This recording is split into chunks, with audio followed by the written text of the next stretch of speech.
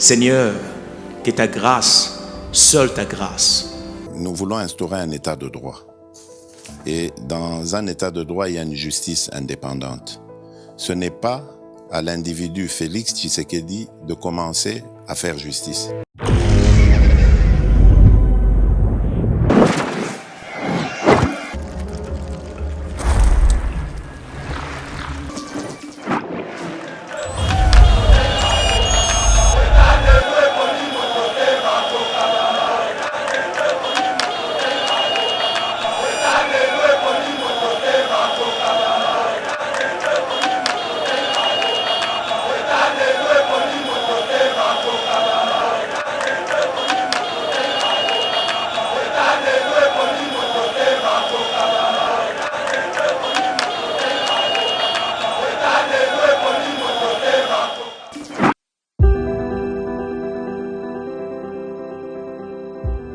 Olingi ou visiter Royaume-Uni, topé ofanda kana Royaume-Uni mais ozana posa ya ko voyager libanda.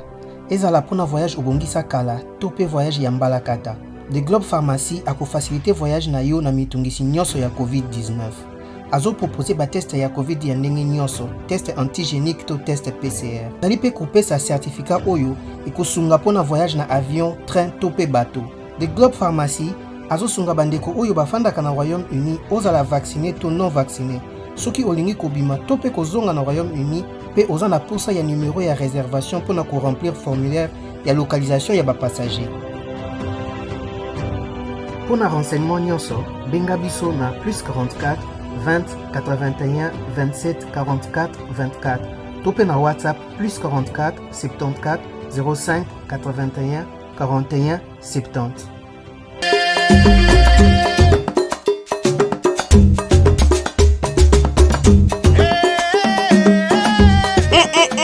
La RDC en ébullition.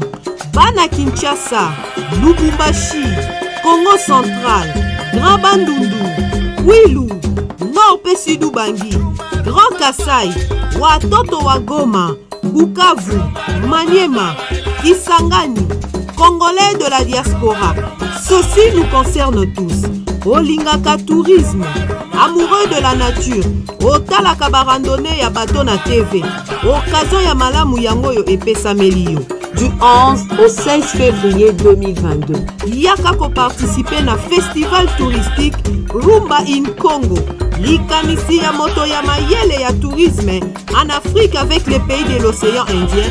L'expert Didier Bayeye, l'homme qui veut ramener le tourisme de la RDC au niveau international.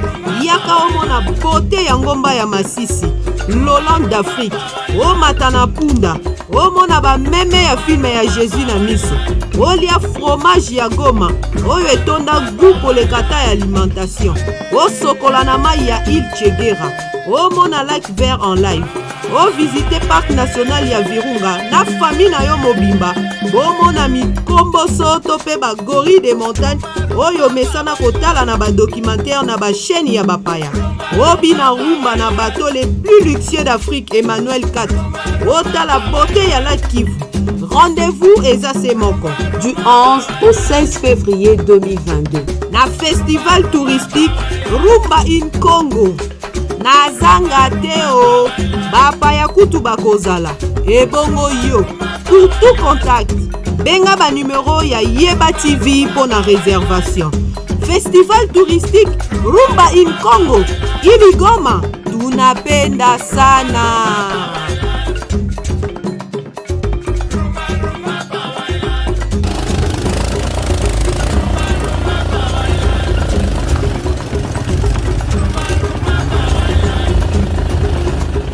Bonjour mesdames et messieurs, bienvenue dans notre émission Veille Patriotique, émission Oyo. Topé Sabine d'information à l'économie scène politique, les lois actualités, toujours coup d'état raté depuis les samedis. Au Mokozambo Azaki, bon, on a 10 Abeba, Tolobela, les lois, banquette à l'écoute toujours. s'est développé aujourd'hui. On a ordonné à ce que tous les bureaux du Conseil national de sécurité soient scellés. D'ailleurs, au moment où nous parlons, ils allaient scellés par la commission d'enquête. Ces bureaux pourront être de nouveau accessibles une fois perquisition terminée, il a été demandé aux agents au Bazaki wana ba se présenter qui des manières que bazonga nabandaku tokolobela yango to ba pe sous la décision de Gentilin Gobila qui souffre toujours pour ko déplacer bongo wenzi oso tukanga wenzi amatadi kibala oyo il y avait drame, il y a Batu Ebele, Bakoufaki. Alors, il faut que les autorités locales prennent des décisions pour sauvegarder Batikali vivants.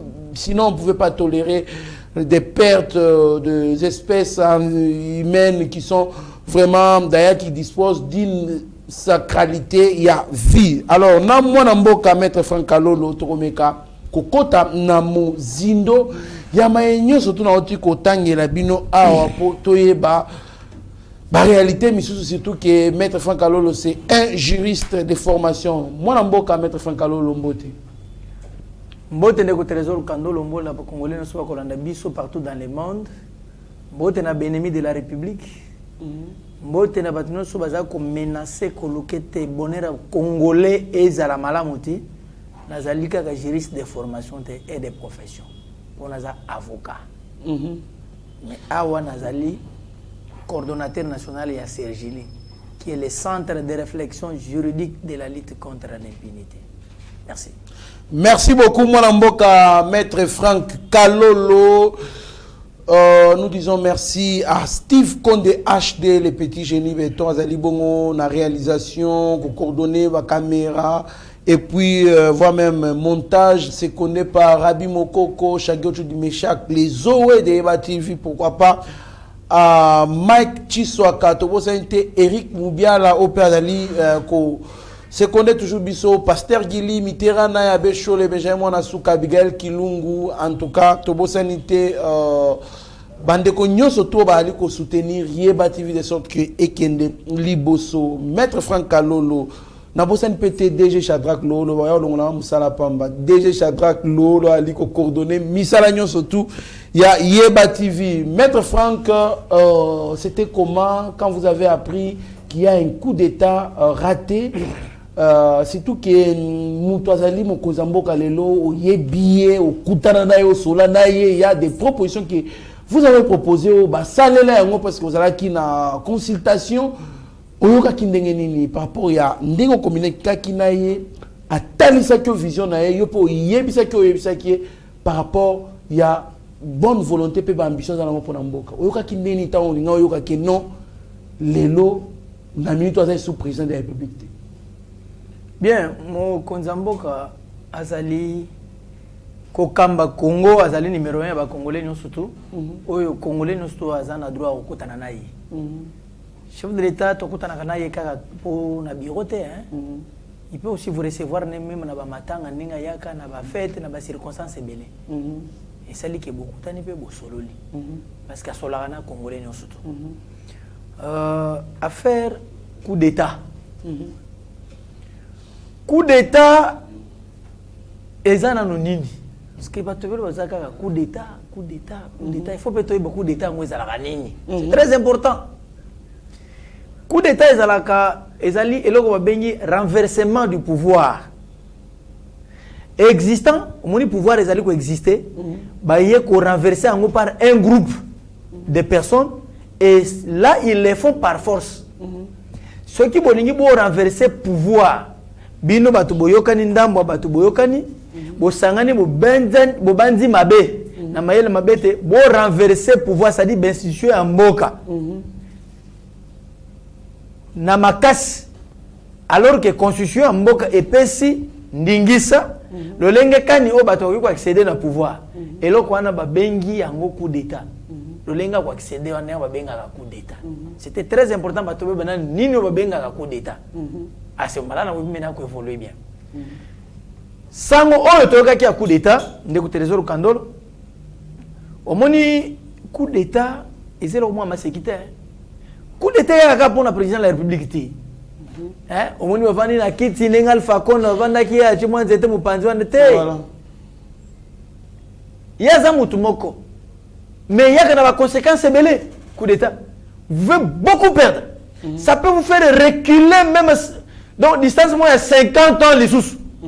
Autres, déjà, la soixantaine d'années d'indépendance, tous le développement dans le vandité. Parce que le coup d'État et le groupe botoli bo conduire na force ba ko imposer bino selon makanisi na bango pour que boye ko contre na makanisi na bango na bo adhérer ngo bo fédérer ngo pe bo bana pe ko tele makanisi na bango na e musubiso na bito so daye.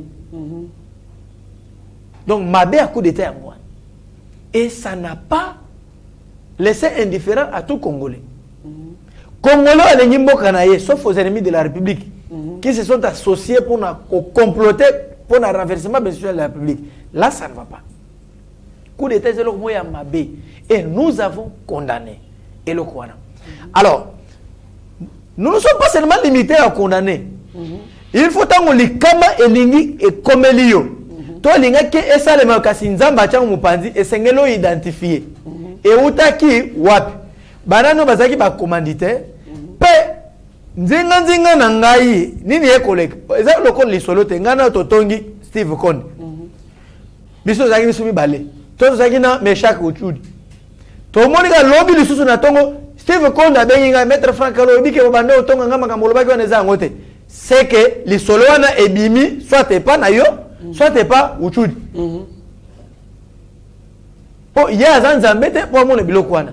Maintenant la question que nous pouvons nous poser ici, makamwana ningaki ko kisama sikoyo ndenge nini kala biso soutenaka mokonza mboka mais toyebisa mokonza mboka moni cabinet na yewana ba ebele baza ba commissionnaire na cabinet chef de l'État ba eko oui musala ba commissionnaire akomatisaka bilo po azwa lar na ye alors intérêt na ye moko même yo mokolo ndaku o bando foot ndaku akolo intérêt na yote mais bien que yo pesa qui est commission mais ako kende ko négocier ba matisa kaka pour que ye azo mais azo pe ya malamo mais ce que conséquence ya bato ba s'organiser pour ça bilo wana ba coup d'état wana ils oublient que en montant cette histoire il y a risque pour attaque boto sou accéder au pouvoir on peut t'abattre toi.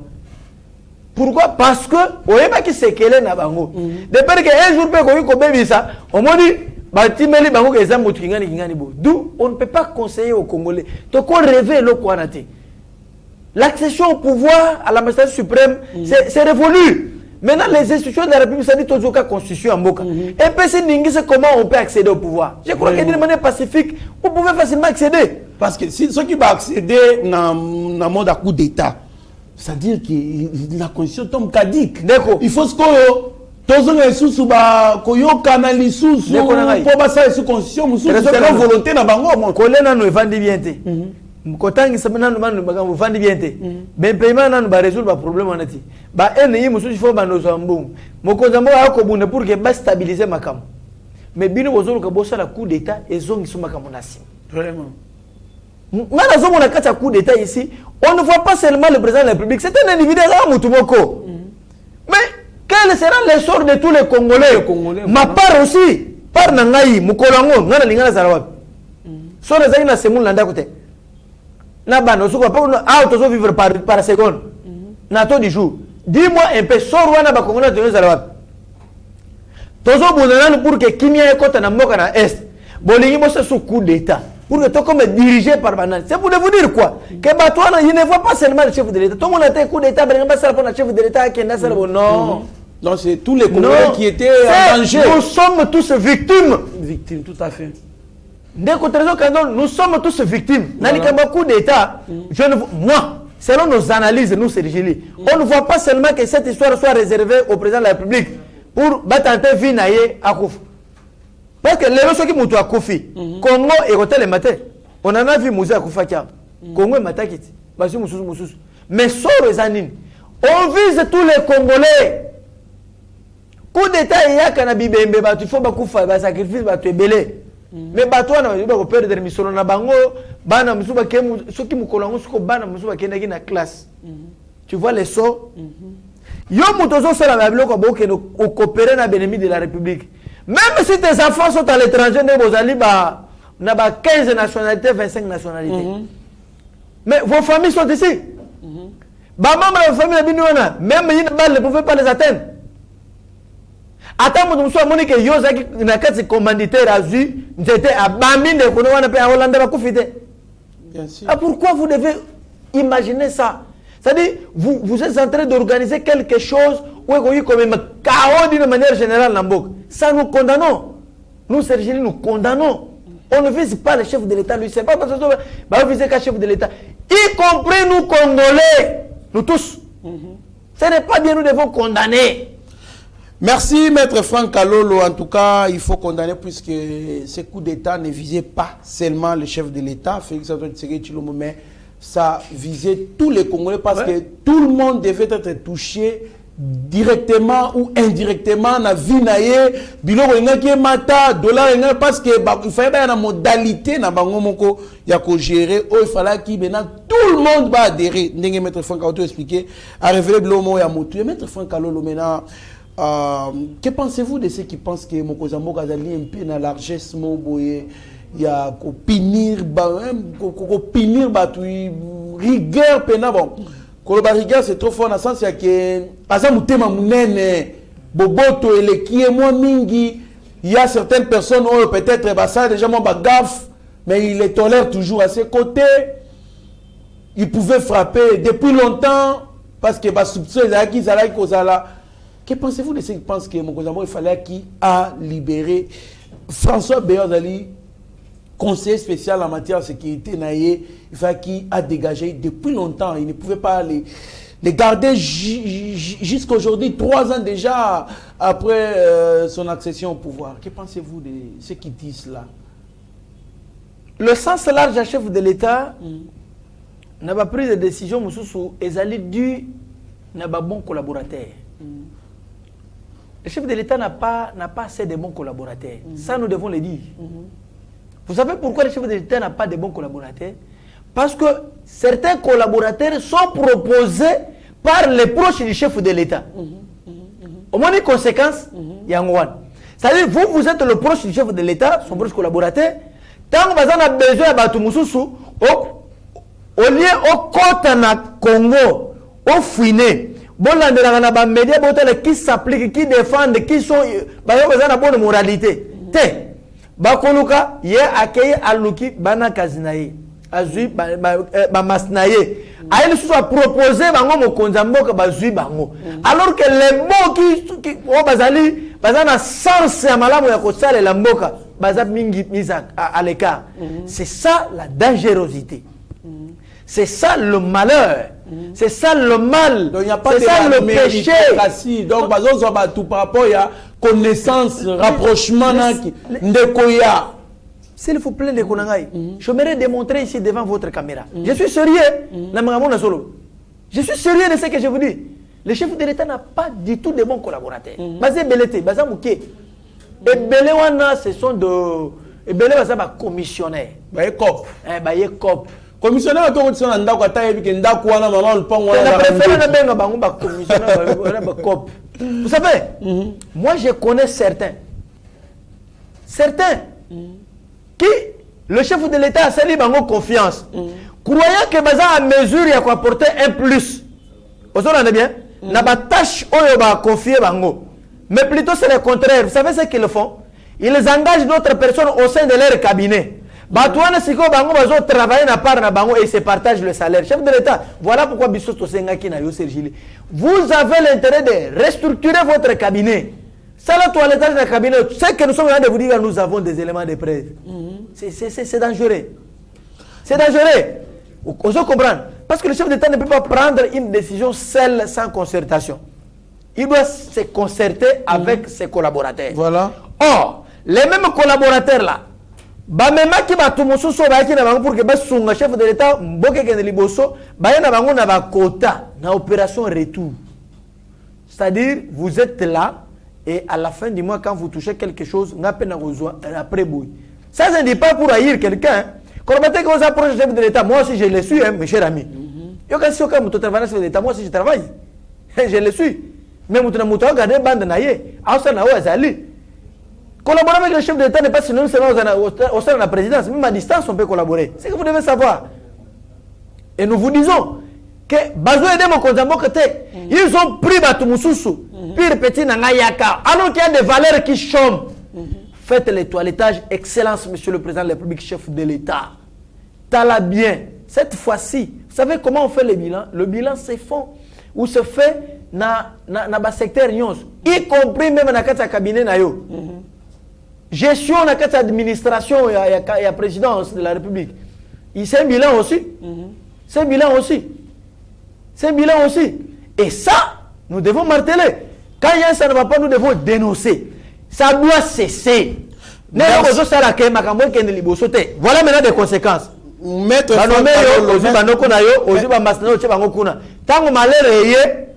kaka ba erreur wana ute pa ba master yo yaki na bango wana bato ono bato mususu oyo mukoza mo apesa ki confiance bango pe ba yena bato mususu batiki ba valeur. Maître Franck Alolo, c'est depuis le samedi au Bali qu'on auditionné conseiller spécial en matière de sécurité à Mokozamboka François Béa Azadina Aner. D'ailleurs quelques photos de Maki Libanda. Maître Franck Alolo, Batouali ko indexé bi curieusement samedi au coup de Faïssa Lemana majorité à ba autorité ya opposition ba misusu o bazakala Mokozamboka mais position bango yeba na penate bazala ki libanda ya mboka. Or souvent balobaka bato ba coup d'état bazaka sur place té bazala libanda mboka. Voire même l'ancien chef de l'état libanda mboka. Maître Franck Alolo, bali ko reprocher na Mokozamboka kota batebele kota ba congolais parce que biso to ya maka yozo ka ba appel ya batu ya 5 continents o ba benga ko les congolais. Il ne fallait pas garder ancien collaborateur Joseph Kabila pembeni na ye. Il fallait pas former mutu mususu azwa place wana à évacuer.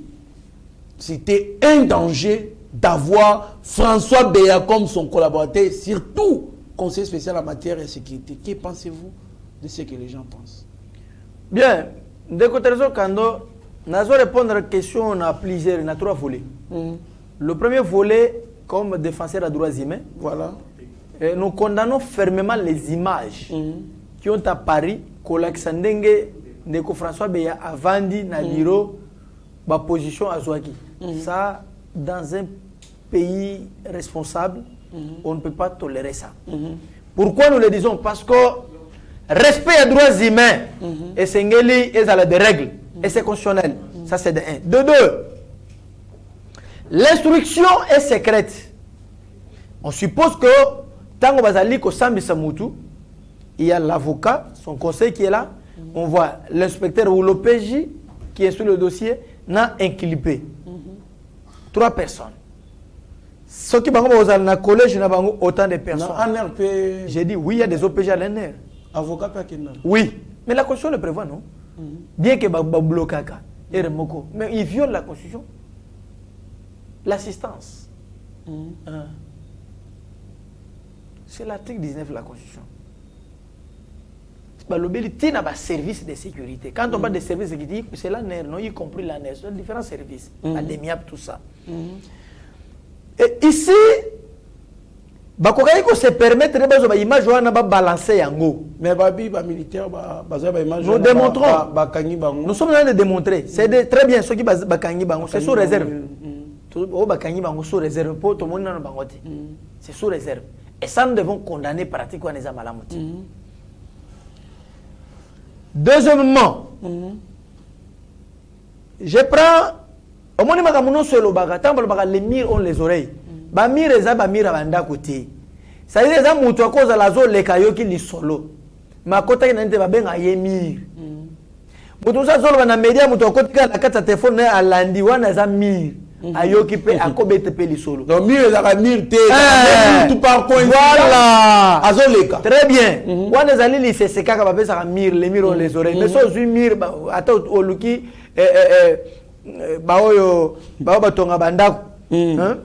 Bawe bisoke mir natika lomo ndako mo batongi bache mir ezoloba elobaka bache oreille mir etika la ka mir. Mais ici nalinga songi nan ba congolais to comprendre moki to landaka mingi maloba mama Maman Olive Lembe. Maman Olive Lembe a la sorti moso bi tala mobile nanga loba mingi te à travers na cesse na calme Na silence. Na silence pe aza soda mobile nanga à travers na silence mais aza li sous président de la République ti à travers silence soit à travers na bureau na ba ferme na ye tout à travers un ndenge. C'est une question de curiosité. Tout à fait, oui, tout à fait. Hein? Mobile nanga à travers un silence. Ça c'est une mais à sous la responsabilité na mon côté. Travail en moi la travail ya ferme, il y a PPRD, il y a palais, tout travail nini. Ça c'est un élément. Pierre rappelle à ça soda. Attention. Ça c'est un élément. Deuxième élément. Moi que mobile nanga a soda, elingi kolobanini. Pour trouver que soda a défendre l'intégrité et la sécurité nationale. Et azawana pour défendre mboka, azawana pour makambo ebele mingi sécurité. Siko yé aza soda a travailler na silence. Donc soda azo travailler na silence pour quelle fin? Pour un résultat ni. Ça il faut prendre en considération. Pour moi on ne blague ti. Malo muso watu bazolo bana Congo bon net blague. Mais wabina balu balu kuchambi utu alukunima soki na yeba kuchambi utu alukunima wana makasi tu makasi wana kuchambi utu alukunima kuchambi utu soki na yeba ka mbena soki ba précaution nde ona na lingali côté yama ça dit il faut to comprendre ka to sala banalise na makambo yo bakambi ya kala ya mboka na biso basalaka parce que baza ba détenteur ba secret d'état et lorsque ba comment qu'on la position mususu tout le monde on est ba jeter ça doit nous interpeller pour sécurité ya bana na biso ya biso pe ezo dépendre na mboka oyo tout à fait yale mutu mo boye oyo banda ko sécuriser ba congolais et ko simbati ça c'est un élément neko soki olandi Moïse Katumbi ba réaction na ye na batu na ye ezaka ba réaction moko ya mabe ya bitikili tuboyi dernièrement to dénoncer que tango akendaka aliyake na États-Unis mais ba ke osala lobbying na bango ba komi na Italie ozo comprendre na bato ba FBI mususu omoni asengaka visa visa bapimelaka ye attention on nzela est-ce que ya bapimelaka ye bongo te po to dénonçaka to saisir même officiellement ambassade yebi mutu aza na baproblème makambo basi bayebi mais comprendre na biso toyeba biso to dénonçaka te na bamédia toyeba katumbi azokende mpona makambo boye na kati ya lobinga réunion na bango conférence bakendana bakendana bape makambo ya sécurité ya mboka comment toi tu es congolais soit disant congolais ozokende loba makambo ya sécurité ya mboka ya Congo libanda na bapaya vous voyez bapaya bako sécuriser ba congolais collègue mais yo ozali juriste yango to bengi ba haute trahison te yo kana sala nanu banalise awa ba congolais ba comprendre ngana ko sala banalise ici je fais des analyses pertinentes pour tirer attention na bakambi ya mboka ba comprendre na ba institution nyonso ke bolela na mbongo te botambolaka na mbongo te po samedi wana nzambe zolo kum soki mbebe yaka msusu bolinga mbango bolinga bano pakata na ebite po biso mesana na mbango biso mesana ba mituka na ebite so ko bela ba pato bolinga beta ba pato linga za grave on se comprend alors nous devons éviter ça ndeko wana kei ko sala réunion libanda ya mboka na kati développement ya mboka d'investisseurs y compris la sécurité ya Congo mais libanda beti lobinga na ba américain na ba feriste mosusu ça doit attirer l'attention de tout le monde caméra bimi na boloko akei na poto akei maladi esili kaka ye na kati avion ateka matami na poto on dirait akuti na Jérusalem ayoki malamu abandi kokoteka akitika na aéroport boyoka pamba la moko visiter de la guérison 48 heures plus tard à la conférence papa mais ok pour la raison de la santé comme sur la conférence cette conférence là ezalaki pour na nini pe na banani Parce qu'on ne peut pas arriver aujourd'hui et dans 48 heures vous organiser une conférence. Non. C'est-à-dire ça doit être déjà quelque chose qui a été préparé. Maintenant, nous maintenant cette lâcheté-là, la communauté Libanda. Quelqu'un qui a une condamnation. Maître Franck Kalolo.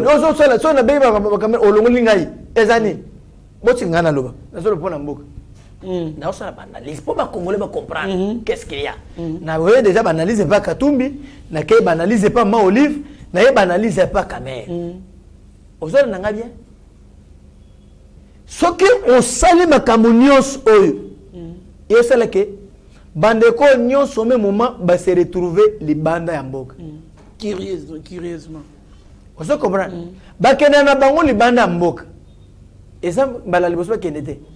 Mais yambalo e bango no surtout libanda. Peu malheur n'engé contre le biso na Congo. Mais ça c'est une question aussi. Autre que se poser. Et ça nous devons éviter.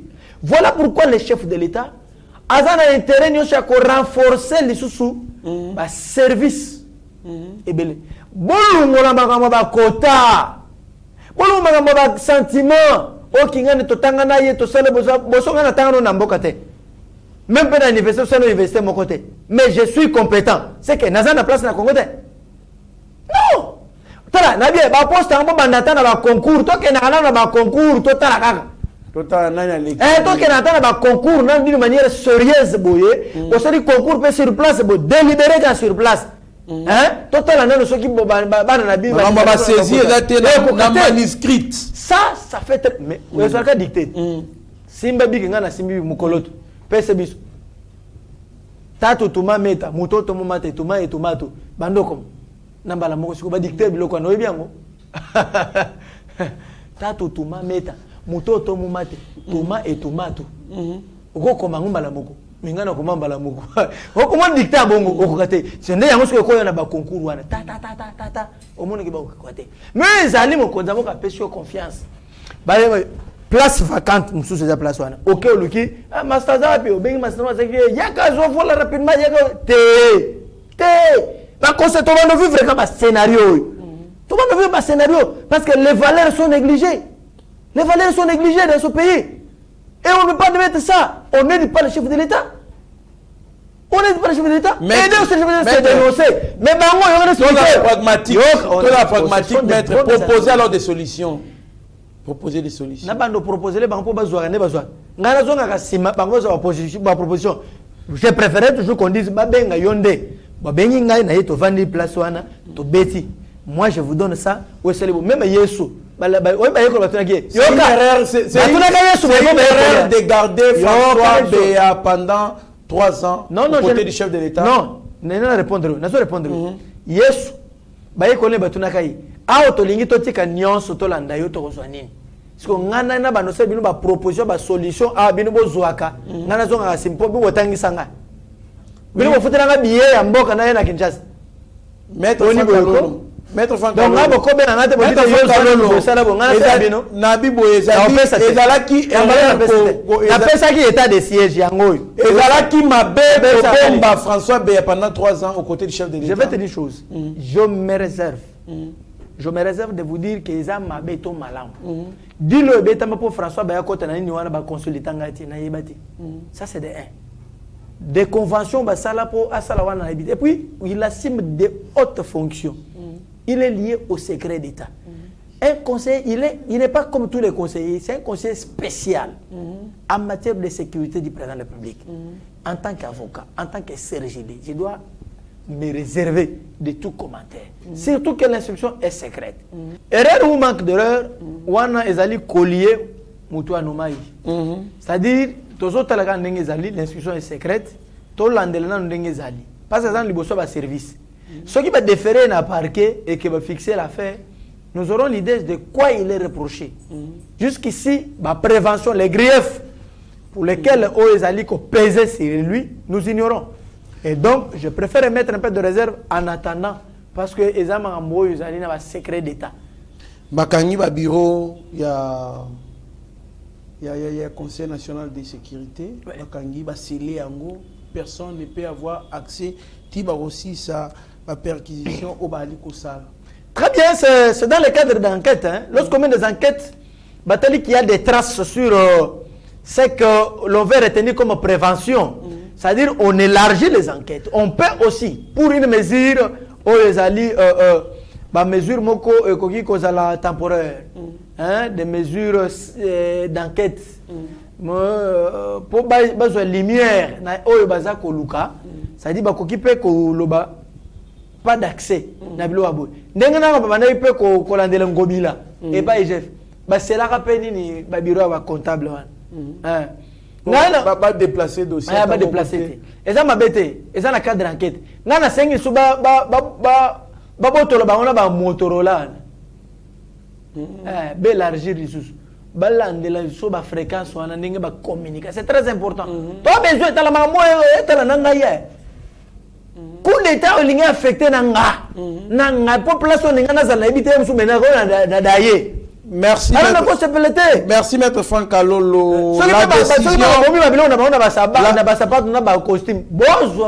Maître Franck Kalolo, parlons maintenant affaire marché Matadikiba là.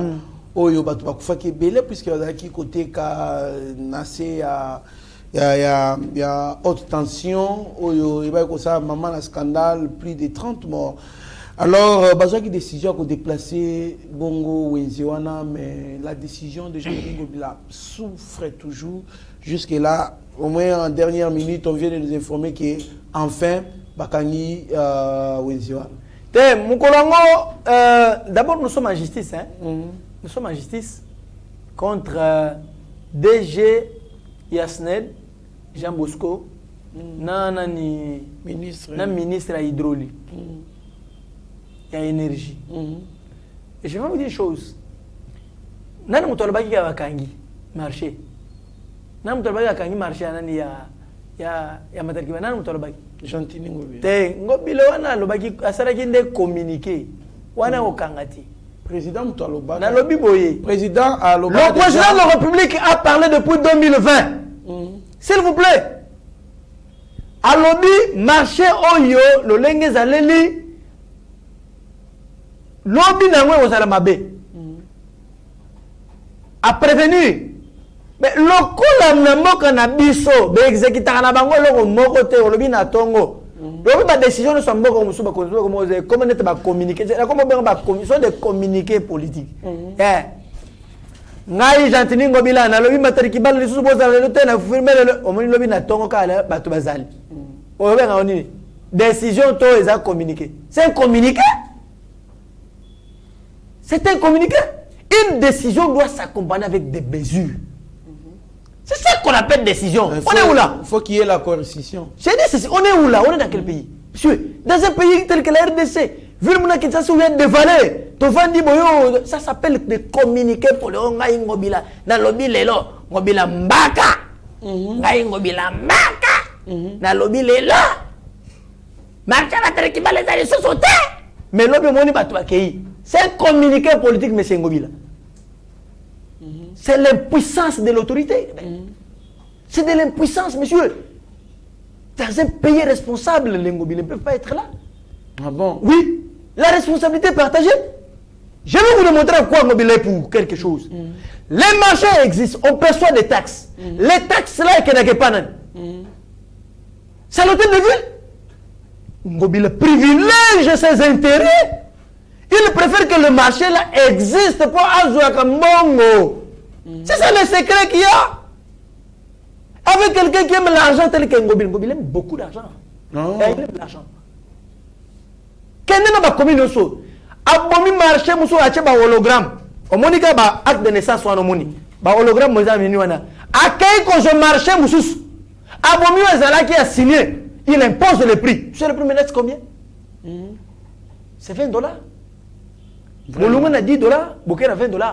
Et ce qui enquête Ngobila pour la ville Kwaboy. Dans un pays sérieux, Ngobila gouverneur, laissez-moi parler. Et bon, on va député provincial. Oh, Bazana Poche, on a dit yo. Donc, Baliaka nae. Wana Batuna Bango, Baliaka. Vraiment. Ce sont des députés provinciaux. Bah, député à ville provinciale. Honte pour vous. Honte pour vous, les députés. Honte pour vous. Soni Makasi, na 2023 tout le monde a bino bozongi lisusu boke ba voter bino comme kaba ba carton ba soso bo kaba ba loso et consort. Soni mutu vide, vous ne faites rien pour cette province. Entre l'Assemblée provinciale de Kinshasa et l'Assemblée provinciale de Sankour, je préfère encore l'Assemblée provinciale de Sankour que de Kinshasa. Pour qu'on soit balobi que le gouverneur va faire tomber yo. Tel ne va mener venir na Mukumadi. Mukumadi yake. C'est pour vous dire que Mukumadi a un bon côté. Ana là. Moi c'est un commerçant, c'est un affaire. Un affairiste. Mais je vais expliquer yo. Déjà. Donc cité Ngobila marché wana e kangamité. Oh balobi le lote premier ministre de l'intérieur à quelle place wana à quel marché ministre de l'intérieur. Il y a Télémela qui Ngobila pas décision est bella. Mais Ngobila n'exécute. On est où là dans ce pays? L'impuissance, on ne sent pas l'autorité de l'État. Ou bien un peu ça batu kanda, mais comprendre tenir batu bazo benuma bango chef de l'État. Batu on a chance nani pour peu ça bango ka ta poste. Et moko yo. On peut ça batu comment ils accèdent à des fonctions alors qu'il y a des valeurs qui chôment. Donc on n'est pas des Congolais ou comment, on ne comprend rien. Merci, vous prenez des gens, non, nous sommes arrivés à la fin. Ngobila perçoit des taxes là-bas. Ngobila n'acceptera jamais et facilement que ces marchés dans le Matekibal soient fermés. C'est du théâtre. Il faut qu'il y ait une autre mesure contraire. Une décision de l'autorité administrative doit s'accompagner avec des mesures, des sanctions. Quand on vous dit j'ai fermé et que les gens, quelles sont les sanctions réservées? Naba aussi communiquer na que moi j'appelle communiquer. Il n'y en a pas. Une mesure sans sanction. Qu'est-ce qu'il y a d'application? Absolument pas. On est où là?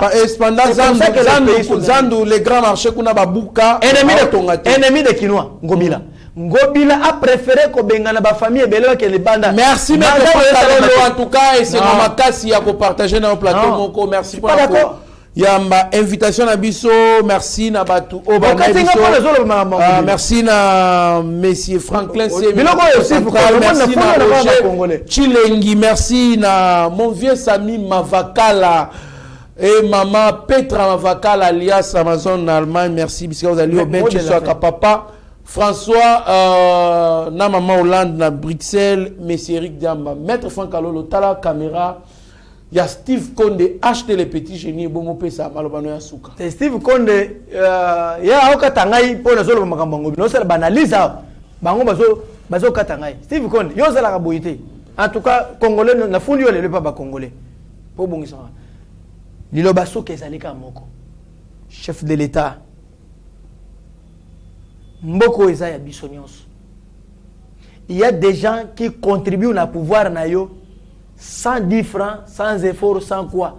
Parce qu'ils sont dans des croix dans l'idéologie et qu'on détient. Batebele bazali pembeni na yo sont des flatteurs. Pour preuve, tellement mnengo mobile. Biso sergi to sali opposition mo. Omoni cabinet na yo. Restituer cabinet na yo. Ba feriste baza kuna trop. Administration est au tambola malamote. Si on a même des concours, ça dit ça des valeurs qui viendront vous accompagner avec une vision de Kendeliboso. Mais comme il y a commission,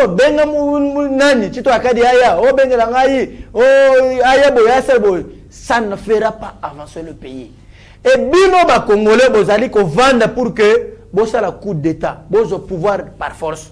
Vous ne visez pas seulement le président de la République Tshisekedi, mais aussi na bande konabino na bisono soza inclus. Pourquoi vous ne pouvez pas aimer votre pays? Ce qui bozongeli ambaloy liste na bino to yenangwa. Merci beaucoup maître Franck Alolo. En tout cas, merci na batunyo surtout balanda kibiso to lingambo kanabiso to zala très déterminé pour na kosungambo kanabiso ko bim ko apporter un plus pour na développement mbo kanabiso, surtout aussi être vigilant, ne pas exécuter des actes besogne ou ekoki ko sala de sorte que tobima ba traître tobima ba tumo ba tomber na piège, il y a haute trahison. Pourquoi? Parce que nous avons coopéré contre l'intérêt de notre pays. Alors nous devons aimer ces pays, nous devons contribuer apporter une pierre à l'édifice pour que Tokende Liboso. En tout cas, restez branchés sur notre chaîne, vous ne serez en aucun cas déçus. Mieux vaut être maître de son silence que plutôt esclave de ses propres mots. Merci. Seigneur, que ta grâce, seule ta grâce. Nous voulons instaurer un état de droit. Et dans un état de droit, il y a une justice indépendante. Ce n'est pas à l'individu Félix Tshisekedi de commencer à faire justice.